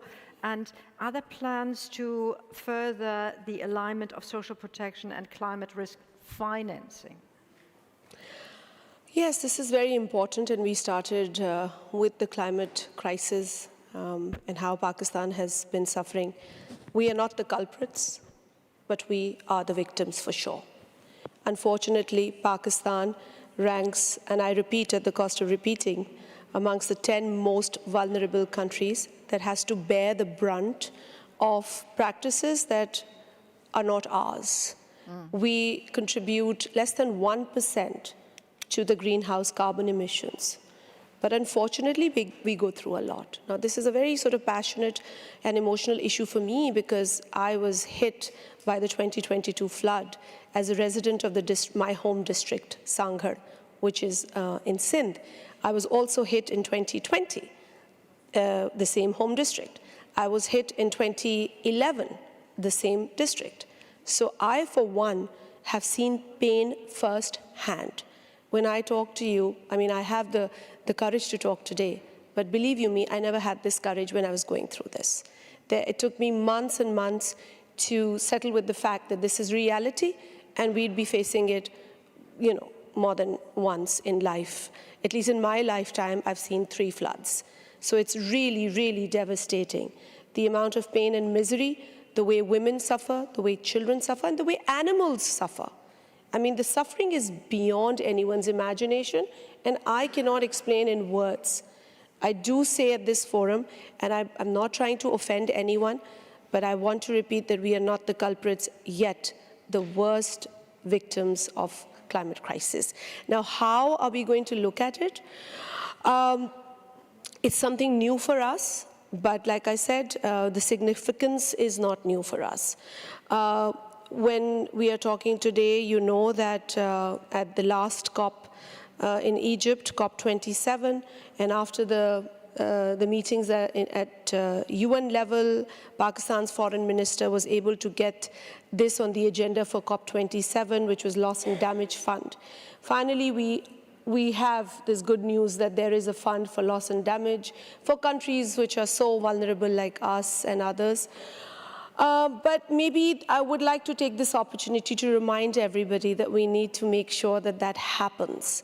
Just the creation of fund on a paper is not the relief that Pakistan feels today. We are not only talking for ourselves, we are talking for all the vulnerable countries. We are talking for all the countries that are vulnerable and yet have little or no role in the devastation that is now created in the monster standing before us. So while we have a vibrant risk financing system in place, which is more traditional in nature, like, the death, injury, illness, and loss of movable and immovable assets insurance. But we do have to work towards the greater climate finance risk management, or how to go about it. At Benazir Income Support Program, we would like to explore this subject more. We would like to invite everyone to help us sort of work towards this and sort of create something, because, and why I say this, because at the social protection from that angle, it is the most vulnerable population that has to bear the brunt of everything. So adaptive social protection is the way forward if we want to deal with any kind of shock. But because we are talking about climate shock, and the most vulnerable communities, even today when I'm talking to you, the coast of Pakistan is being affected. The poor people in Pakistan are being affected. Their animals are being affected. Their livelihoods are being affected. So it is very important, whenever we talk about climate crisis, we cannot separate the adaptive social protection from it. So any plan, any strategy that we are going to be making or drafting to address the issue of climate crisis, adaptive social protection has to be the crux of it. Thank you. Thank you so much. And I would climate justice is what we need. We got that. I'd like to roll the ball over to Svenja Schulze, who, of course, in her political career has also been a Minister for the Environment and therefore been at the COP. And I know that you were all for the creation of the loss and damages, and we got it at COP27. So now COP28 just needs to bring that on. But again, and that was your statement, how are we going to marry, what is Germany doing to marry the social protection with climate risk financing? Yeah, we started in our G7 presidency to bring together the expansion of climate risk financing with the expansion of adaptive social protection systems. That needs to go hand in hand. And that is what we have in the declaration. But declaration means paper. After that needs action. And that is what my ministry, what I drive forward now. We strengthen our bilateral activities. We do that with Pakistan. We do that also with a lot of other of our partner countries. We were one of the countries who prepared the way for the global shield against climate risk. And it was really important that we developed this shield with the V20, with the most vulnerable countries. That was working together on this, adaptive system to work against climate risk. That is another step forward. And we also calling for the importance of social protection systems like we do today, and bring that together with the climate action and bringing that together. And I think what you said, that it is more than just talking, we need more action. That is one of the things we do here in the conference, having an exchange between all the experts, bringing ideas forward, bringing people together who need to work together. That is something that needs to be done, and we try to bring that forward. And Axel said that before. I would underline that. There is no time to lose. We must act now. We must leave no one behind, and we are not on track on the SDG. So that means making more to get back on track. We have just 5 years, so a little bit more than 5 years to reach that, and so we need to do more than we do in the first half of the SDGs to reach it, and that is what we try to bring forward from the German side. Thank you so much. Axel, you've enumerated a couple of points which are a little bit outside of the box, so I more or less challenge you to do the same now. Is there anything in the scenario of future adaptive social protection financing that we have to think along, something that you haven't heard? I mean, we have talked about climate financing, that's essential, but maybe from an Eagle's point of view, what do we also need to think about? I think that, well, you need to keep the strategic perspective where you want to go, and it is ultimately about people who you want to reach. And as long as there are too many people excluded, we haven't done the job. The second thing is when we talk about financing, I'm stressing that everywhere it needs to be additional. There is too much thinking is that to rob Peter to pay Paul, and then you declare success, but you have just scored the pyrrhus victory and you didn't change life for these people. And so additionality is going to be important, and you need also that everybody needs to do something. And it's in the governments, I think that is, whether people like it or not, people will need to pay taxes wherever you are set in the world.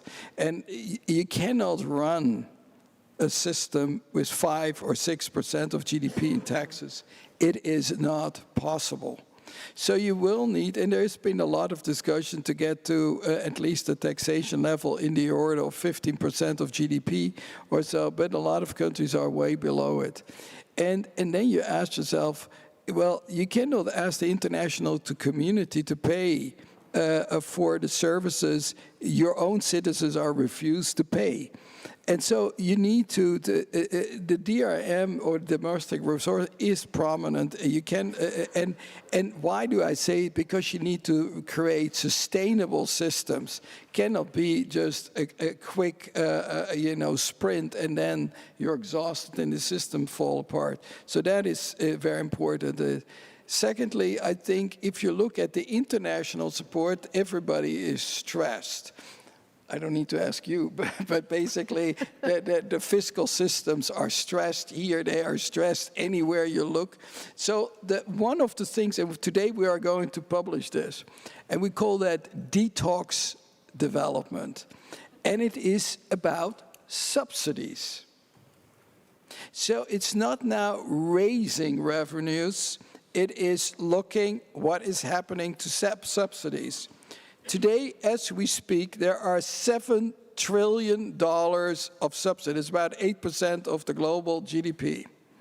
Now, many of the subsidies are inefficient and harmful, like that you need to subsidize some diesel or some environmentally damaging activities. There are also still agricultural subsidies that destroy the livelihood in poor countries. Also not a smart thing. What about thinking out loud, it's not an official World Bank recommendation. I hope that it will be. But let me just say, what about if you were to say out of the 7 trillion, you reserve 1 trillion for precisely, for example, the climate-related activities? That would be a big deal because it would protect a lot of things, and you could do some of the adaptation work that's necessary in in Pakistan, but also elsewhere in the world. So one of the things is we may need also to start rethinking of repurposing, totally damaging subsidies into a more productive area, and it will probably trigger a robust debate. And some people will say, this guy is nuts. So that's my name is Axel, so then you know who's nuts. But basically, I think we need to, I think what this also means is we need to start thinking very differently. And sometimes that is uneasy. You will need to get out of the comfort zone, whether that is a World Bank or another organization. If we are thinking we can just plug on and we are happy and we have here a conference there and we're just failing. I think we need to keep in mind there is total urgency and there is a need to act, and we need to be credible with a critical mass of money. And we need to start thinking on how you mobilize that. Not easy, it's never easy, but I think if we don't give that a fighting chance, then basically we're really not doing our jobs. So I think this is wherever we are, and I think what is, again, important that with this type of conferences, but also the activities, that it is doable. And I think we need to leave with this adaptation idea. Social protection needs to be seen in a dynamic way. You cannot just cement it and believe that this for the next generation is it. It will need to be constantly adapted to new challenges. I think the COVID crisis has shown how dramatically the whole game plan changes, and therefore to come with marginal changes is a joke. We need to have far bigger changes, and that will require in the whole development field to take this forward. And personally, I hope that will be part of a discussion also in September when there is the stock taking of the SDGs. Because when you talk about 5 years, my own assessment, I would love to see by 2030 the progress. I have my doubts. That doesn't mean that we should not accelerate it, but there should be this doubling down of efforts and not to say, oh, well, we'll just fly in, get some more CO2 in the air towards New York, and then are happy. We need basically to say, look, can we do it? And I think on the subsidies, there I think is an area where we can have a critical discussion how we could maybe face some of the most harmful things of it and redirect it to the high priority areas, including in developing countries. Thank you so much. And no, that was not the last statement that we will have heard. We're coming towards the end of the panel discussion, and we would love to hear before Minister Scholz and Axel von Schwarzenberg will have their last statements, but later on at the lectern. We would like to hear from both of you, from Pakistan and from Senegal. At the end of this conference, what are your takeaways? I know, Minister Murray, we've heard that you can actually share a lot of info, but I'm quite sure that these last 3 days, certainly you and your delegation have also interacted with others. So I'm quite sure that you are going home whenever you go home with a couple of hopefully new ideas or new inspiration. And the same, Mr. Diop, for you. Maybe we start with Minister Murray. Thank you very much, and I go home tomorrow, so just for your information. Yes, once again, I would like to reiterate, I would like to appreciate this event and everyone who's made this possible. Minister Scholz and World Bank, GIZ, and I'm also grateful to the development partners who have been working with us, particularly World Bank, GIZ, over a long period of time, and there are great initiatives that we work together on. Now, this kind of a forum gives us more opportunity to learn, and there are takeaways, of course. Like I said earlier, I talked about the government-led adaptive social protection effort. Pakistan is already working on this, and Pakistan would like to sort of further invest in the knowledge regarding the same. And this investment is what we all need to make. We need to learn more, and we need to equip ourselves more for many, many shocks, God forbid, that we are to face or our populations have to face. And effective payment delivery systems, robust financing mechanisms, the social registry, we already have one, and it keeps evolving. It's become more flexible in Pakistan, so we moved from static to dynamic, and that is an achievement. loss and damage fund and mitigate the effects of climate change. So these are all the takeaways, and I'm very happy to also once again say that Pakistan wants to be an active partner in this whole activity of formulating different models for adaptive social protection. We want to learn and we want to share, and we want to actually lead an exercise like this. So, maybe on this similar model of South-to-South cooperation model, we can work together. We'll be happy to work with anyone who wants to sort of work with us in trying to develop models in their home countries. So we want to offer this. We want to take lead in this. And this is one sort of important message that I would like to give to everyone. Gender responsive strategies we have already in place in the country, but we want to evolve. We want to sort of improve upon that. So once again, thank you. We go back with a lot of knowledge, and we also are happy to share. My team was here from different provinces, from Islamabad, the capital, and it has been a great experience. Thank you very much. Thank you. Monsieur Diop. Merci beaucoup. Merci beaucoup. Moi, je crois que je vais repartir. Thank you very much. I would like to leave the forum repeating the message from the representative of the World Bank about the need to create space to align our policies, but also a taxation system that does not go against growth, because we cannot have a social protection system without sustainable growth. So we need to review the policy for subsidies in a rational way.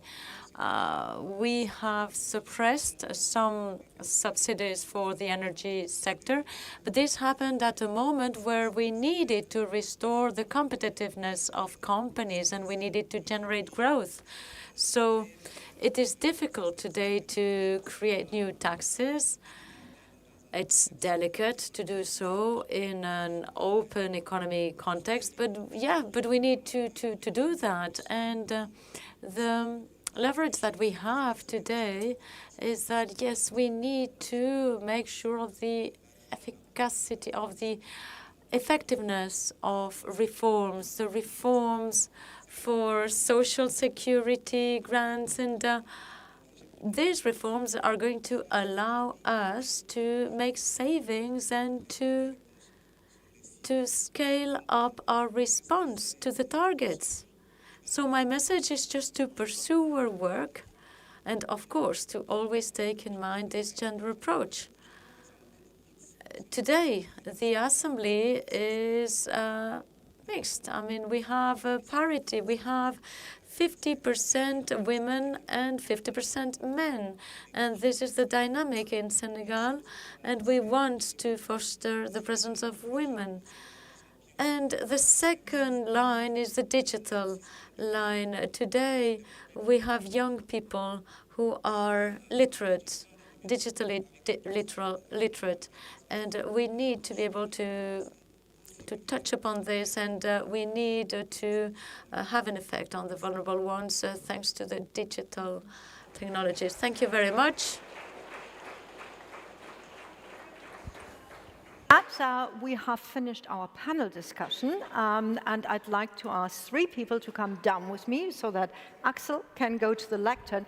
And could you just sort of, for the end of the panel discussion, sort of give everybody a round of applause, please?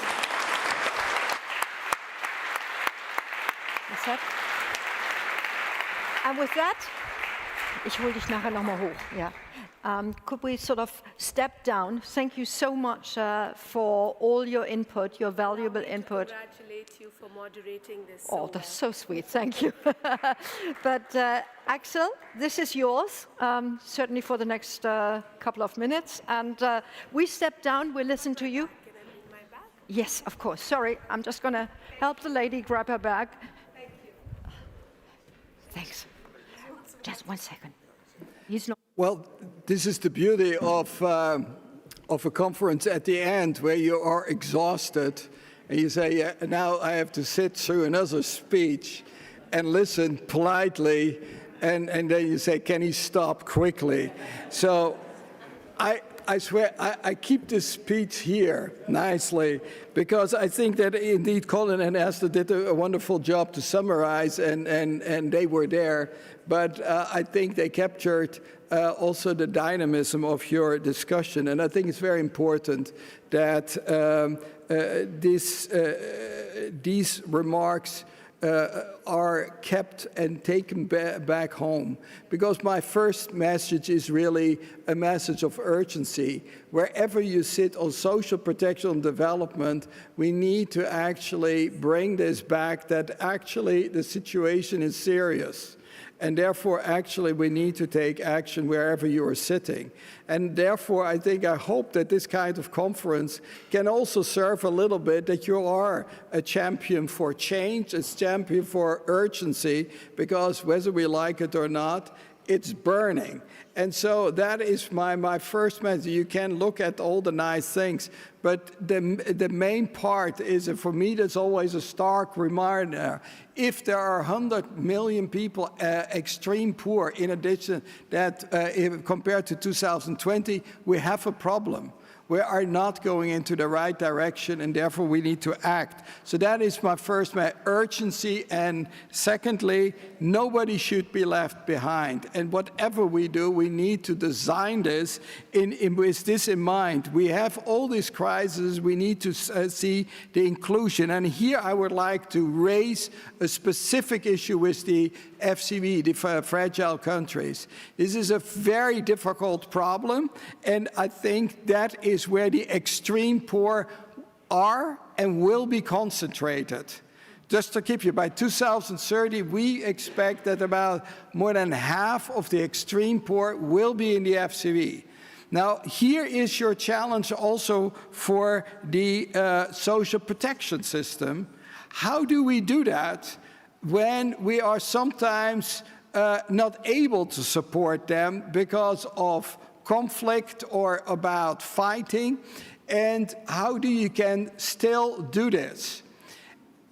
This is one of the areas where, for example, with the UN system, we have been working, for example, in Yemen, but there are more fundamental questions. What I have seen in our work, concretely, in the Sahel zone. What do you do if then all out of a sudden there is a coup d'etat, and then all out of a sudden these programs are getting stranded?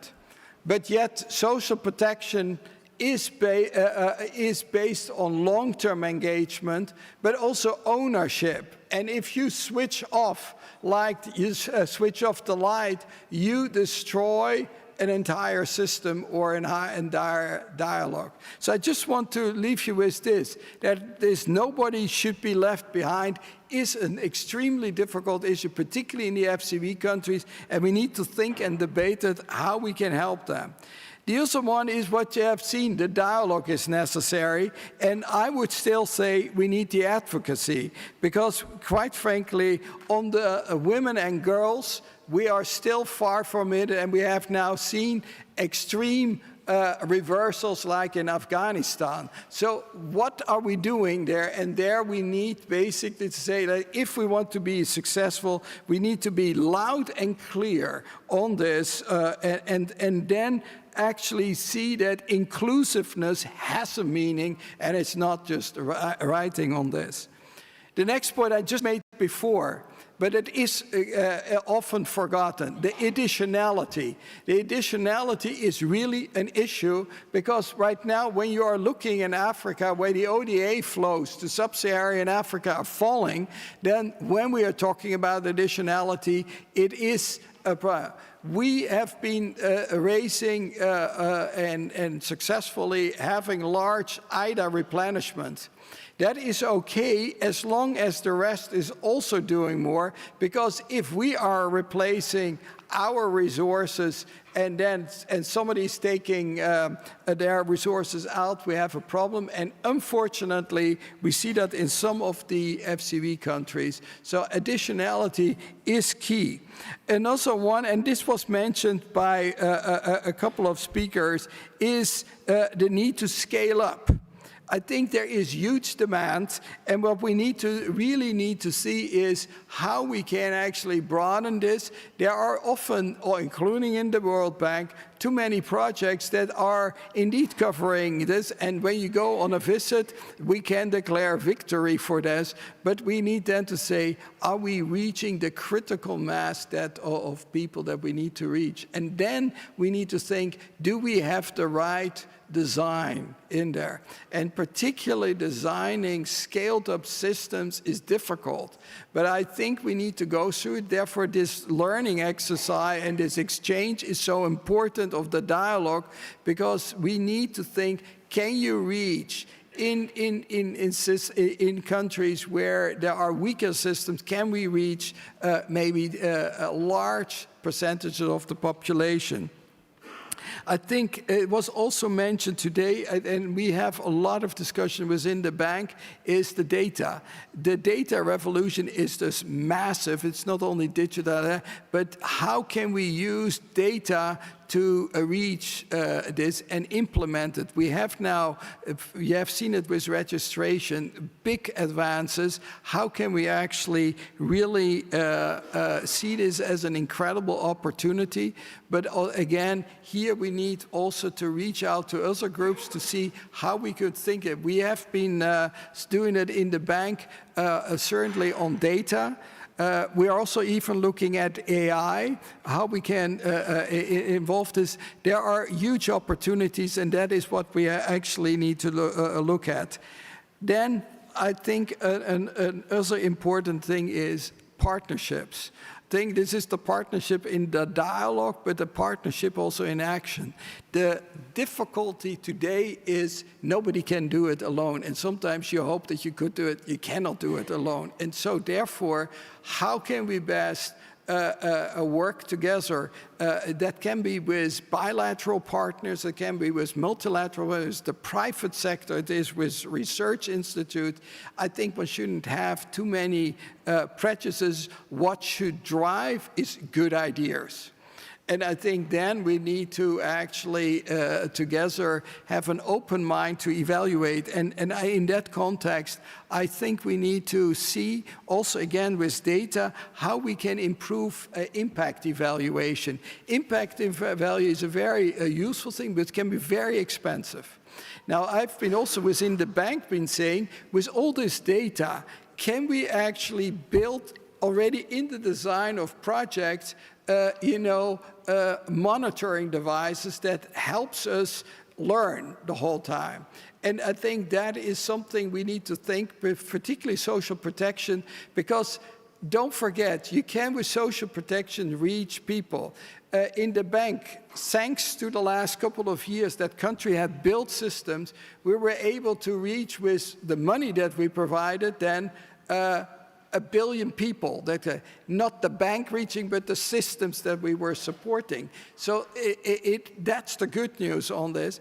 But maybe if we were to be better, we could have collected, we could have reached maybe 1.5 billion. I don't know, but basically that's what we know. The final thing is we need to see that this is ultimately building the ecosystem of social protection, starting with the political commitment, because that we need on the sustainable. We need to be driven by sustainability, resilience, and inclusion in that. And they have all to be integrated in whatever we do on this, because otherwise the system is weakened. And it requires also then the complement of revenue generation in the countries, but also more effective expenditure policies. Because I think, as we all know, there are scarce resources, so there is a need to optimize on this. And finally, just go home and try to write some op-eds, how important it is, what you can learn in Berlin, enjoy it, the hospitality of the ministry. Let me again ask you for a hand of applause to Svetja and the whole team who were so nice to host us. Thank you very much.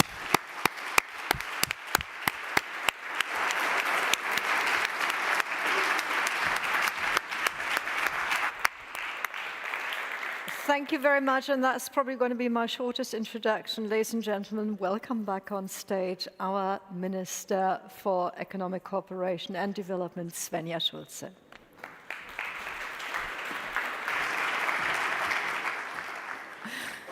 Excellency, colleagues, dear Axel, it's always a pleasure to do such important conferences together with the World Bank. So, and thanks a lot for this working together. Ladies and gentlemen, this conference with all your valuable contributions has shown us how fundamentally important social protection is for people in the complex world that we now live in. And we all appreciate this summarized 20-minute summarization from Esther and Cohen.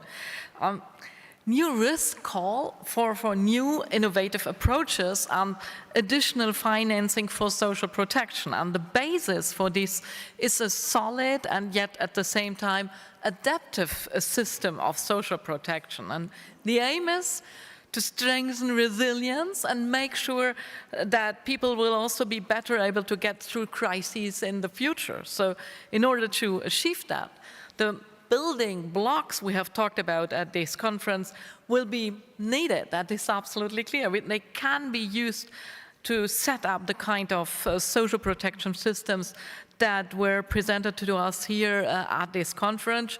Such systems are inclusive and they take the role of girls and women into particular account. The gender guidance note for social protection, which Germany supports and which we are currently discussing and drafting with our partners, can play a part in this. The systems are needs-oriented, adaptive, and forward-looking. Digital technologies are a key factor for that, and in order to reach people according to their needs, we need good data and transparent administrative and payment systems. Axel mentioned that a minute before. In cooperation with Switzerland, for example, we are supporting the free and open source information system OpenIMIS, and the system can be used to improve the management of health insurance and social programs. The systems are multi-sectoral and they also react in particular to climate-related loss and damage. And this is an area where particularly we want to make use of the global shield for social protection in order to increase resilience and provide a safety net against the threats of climate risk. The system have sufficient funding. That was also a discussion here. Given the global crises and the enormous social challenges that we are seeing, expectations for social protection systems are really high. And I really love the expression from Axel to say we need a detoxing our systems and look where we can get the money that is needed. And you know all. At the same time, the financial resources are limited, and that is why we need also support our partners in their efforts to make their systems more efficient and more effective, and assist them in mobilizing additional domestic resources in order to stabilize and expand their social protection systems. And the systems are built on efficient partnership, and in that regard, I had announced in my opening statement that we have launched a new international partnership between the World Bank and the ILO, and that is just the beginning. We need more of these partnerships. Dear colleagues, in our panel discussions just now showed that it is not just our partners in the Global South who need to do more in order to make social protection more universal and more adaptive. the development partners must also look at what we can do here better. And I'm therefore really pleased that, as we just heard once again from Axel and from Gilbert Umbro, the World Bank as the biggest financer for social protection and the United Nations with its diverse range of support programs are going to bring their strengths together in order to be able to provide even better and more effective support. Ladies and gentlemen, to be very clear, we are not planning to create any new time-consuming, high-cost instruments in order to do that. Instead, we want to make efficient and effective use of the existing financing mechanisms of the World Bank and the UN system. The bit which is new is that we are going to link them with the joint coordination structure at the global level, and we are also going to tie them in with concrete country approaches. And by doing that, we will be able to make better use of their comparative strengths. So it is especially important to me that the Global South is in the driving seat, not just for the implementation part, but also during the selection and the design phases. Together with the UN organization and the World Bank, we are already talking to potential partner countries in the Global South in order to set up a pilot phase. I therefore call again on other development donors to make political and financial contributions in the new initiative, to just hear how to do that, detoxing, phasing out subsidies that harms. Sounds so easy, and I know how hard that is. So it is important that we make sure there is a viable financial basis for the next few years, and I'm pleased that I have already received positive signals in this regard from some of the participants. That is another good outcome from the last couple of days, and we too want to make further contributions. At this conference, we have reached a common understanding, and we have forged alliances of donors and partners from the Global South, and I'm certain that this will mean that we are able to make further progress towards universal social protection at the SDG Summit in New York this autumn. Ladies and gentlemen, it has once more been made clear at this conference that social protection is an investment that pays off, an investment in a sustainable future, a future that will also benefit the generations to come. With that thought, I would like to officially close this conference, but our joint efforts for universal social protection for all people will continue with full forces. And I would like to thank all the people who make this conference possible, who run this conference, our translators, all the people in the back that we don't see. A big applause for all the ones who make that possible.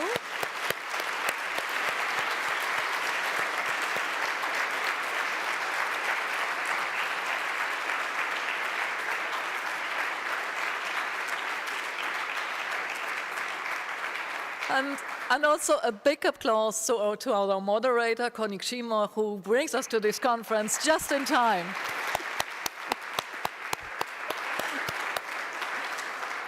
And thank you all for joining this conference. It was really amazing to have you all here, and thank you very much for these fruitful discussions. Thank you.